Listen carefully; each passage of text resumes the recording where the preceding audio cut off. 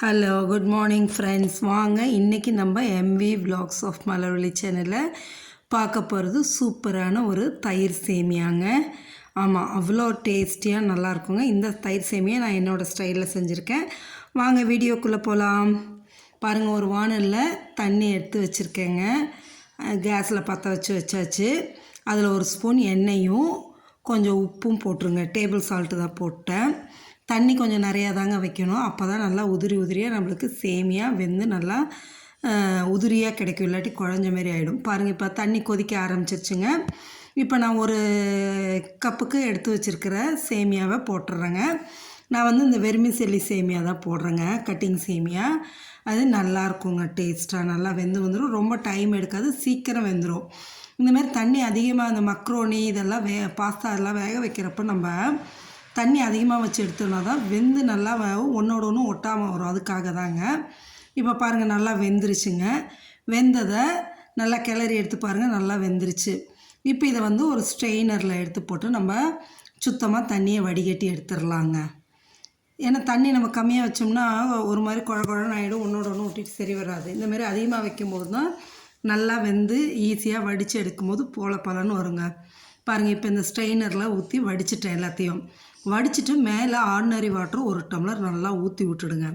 ஊற்றி விட்டுட்டு அப்படி லேசாக கிளறி விட்டிங்கன்னு வைங்களேன், ஒன்றோட விட்டு ஒட்டாமல் பலன்னு நல்லாயிருக்குங்க. அதுக்காக தான். பாருங்கள், நல்லா வெந்துருச்சுங்க. முழுசாக வேக வேண்டாம், ஒரு 80% 70% வெந்தால் போதுங்க. அவ்வளோதான் நம்மளுக்கு. இதை இப்போ ஒரு ஓரமாக எடுத்து வச்சுருவோம். வச்சுட்டு அடுத்ததெல்லாம் ரெடி பண்ணலாம். பாருங்கள், கொஞ்சம் மாதுளம்பழம் உரித்து எடுத்து வச்சுருக்கேன். கொஞ்சம் ஆப்பிள் நறுக்கி வச்சுருக்கேன். இப்போ இது உலர் திராட்சை, கொஞ்சம் முந்திரி பருப்பு. இது வந்து இஞ்சி வந்து துருவி போட்டிருக்கேன். நறுக்கி போட்டால் பிள்ளைங்க எடுத்து வச்சுருங்க. துருவி போட்டோம்னா கலந்துரும், சாப்பிட்டுடுவாங்க. நறுக்கி வச்சேன்னு வைங்களேன், வாயில் தட்டுப்படுதுன்னா அதை பொறுக்கி எடுத்துருவாங்க. பாருங்கள், கேரட் ஒன்று சின்னதாக தோல் சீவி நறுக்கி வச்சுருக்கேன். கொத்தமல்லி தழை, கருவேப்பிலை, ஒரு 3 பச்சை மிளகாய் பொடியாக நறுக்கி வச்சுருக்கேன். இதெல்லாம் தேவையான பொருளுங்க. நல்லா ஒரு சின்ன பேஷனுக்கு தயிர் எடுத்து வச்சுருக்கேங்க. லம்ஸ் இல்லாமல் கட்டி இல்லாமல் அடித்து வச்சாச்சுங்க. பாருங்கள், இப்போ வானல் வச்சு ஒரு 2 ஸ்பூன் 3 ஸ்பூன் எண்ணெய் ஊற்றிட்டு அதில் கொஞ்சோண்டு நெய்யும் போட்டுருங்க. டேஸ்ட் நல்லாயிருக்கும். ஆமாம், அந்த நெய் போடும்போது அந்த தயிர் சேமியாலாம் அவ்வளோ நல்லாயிருக்கும் டேஸ்ட்டு. ஓரத்தில் அப்படியே வந்து நிற்கும் பாருங்கள் தயிர், அந்த நெய்யோட இது நல்லாயிருக்கும். அதுக்காக தான். இப்போ வந்து நம்ம என்ன பண்ணுறோன்னா, கடுகு போட்டுடலாங்க தாளிக்கிறதுக்கு. கடுகு எடுத்து போட்டு தாளிச்சிட்டு அது பொரிஞ்சு வரட்டுங்க. பொரிஞ்சு வந்ததுக்கப்புறமா நம்ம கருவேப்பிலையும் பச்சை மிளகாயும் போட்டுடலாங்க. இந்த கடுகு நல்லா பொரிஞ்சு வந்ததுக்கப்புறமா பாருங்கள், பொரிஞ்சு வருதுங்களா? இப்போ நம்ம என்ன பண்ணலான்னா, கருவேப்பிலையை எடுத்து பொடியாக நறுக்கி வச்சுருக்க கருவேப்பிலையை எடுத்து போட்டுடலாங்க. இதில் போட்டிருக்க எதையுமே ஒதுக்கக்கூடாது, எல்லாமே குழந்தைங்க சாப்பிட்ணும். அதனால் நல்லா பொடியாக நறுக்கி போட்டுருங்க. பச்சை மிளகாயும் நான் பொடியாக நறுக்கி போட்டுட்டேங்க. நல்லா இதை வதக்கிட்டு இஞ்சி துருவி வச்சுருக்க இஞ்சியும் எடுத்து இந்த எண்ணெயிலே வதக்கிடுங்க. அந்த ஃப்ளேவர் நல்லா இருக்குங்க. எண்ணெயில் வதக்கும்போது நல்லா பொரிஞ்சும் வந்துடும், குழந்தைங்களும் சாப்பிட்ருவாங்க, வாயில் கடிப்படாது. அதுக்காக தான். அதையும் நல்லா வதக்கிடுங்க. நல்லா வதக்கிட்டு நம்ம அடுத்தாப்பில் என்ன பண்ணுறோன்னா, கேரட் துருவி வச்சுருக்கோம் இல்லையா, அதை போடுறதுக்கு முன்னாடி கொஞ்சம் முந்திரி பருப்பை போட்டுருங்க. உலர் திராட்சை வச்சுருக்கோம் இல்லையா, அதையும் போட்டுருங்க. ட்ரை கிரேப்ஸையும் முந்திரி பருப்பையும் போட்டு அது நல்லா அந்த முந்திரி பருப்பு கலர் மாறணும். ட்ரை கிரேப்ஸ் வந்து நல்லா உப்பி வரணும். அந்த அளவு வறுத்துக்கிட்டு அதுக்கப்புறமா நம்ம கேரட்டை போட்டுக்கலாங்க. கேரட்டையும் போட்டு இதிலே அந்த நெய்யிலே எண்ணெயிலையுமே வதக்கி எடுக்கும்போது அவ்வளோ நல்லாயிருக்குங்க. அந்த கலரே ஒரு மாதிரி நல்லா அட்மையர் பண்ணுங்க நம்மளை, அந்த அளவு நல்லாயிருக்கும். இப்போ பாருங்கள், நல்லா முந்திரி பருப்பும் ஓரளவு கலரு சேஞ்ச் ஆகி வந்துச்சுங்க. அந்த உலர் திராட்சையும் பாருங்கள் எப்படி ஸ்வெல் ஆகிருக்கு பாருங்கள், உப்பி வந்திருக்கு பார்த்திங்களா? இந்த அளவு நல்லா வந்ததுக்கப்புறமா நம்ம துருவி வச்சுருக்க கேரட் எடுத்து போட்டுக்கலாங்க. போட்டுட்டோன்னா அதையும் நல்லா இந்த இதிலே எண்ணெயிலே கிளறி எடுத்துருங்க. இந்த எண்ணெயிலே நெய்லையும் கிளறிட்டு இதுக்கப்புறம் என்ன பண்ணுறோன்னா, நம்ம வடித்து வச்சுருக்கோம் இல்லை சேமியா, அதை எடுத்து இதில் போட்டுடலாங்க. போட்டு அமுத்தி கிளறக்கூடாதுங்க. அந்த சேமியா போட்டு ஜென்டலாக லேசாக பொறுமையாக கிளறணுங்க. அப்போ தான் உங்களுக்கு நல்லா இதாகும், உதிரியாக நல்லா எல்லாம் கலந்து வரும். அதுக்காக தான். பாருங்களேன், இப்போ உங்களுக்கு கேரட்டும் அந்த எண்ணெயில் வதங்கிடுச்சுங்க. இப்போ நம்ம அந்த சேமியாவை எடுத்து இதில் போட்டுக்கலாங்க. போட்டுட்டு அப்படியே லேசாக கிளறி விடுங்க.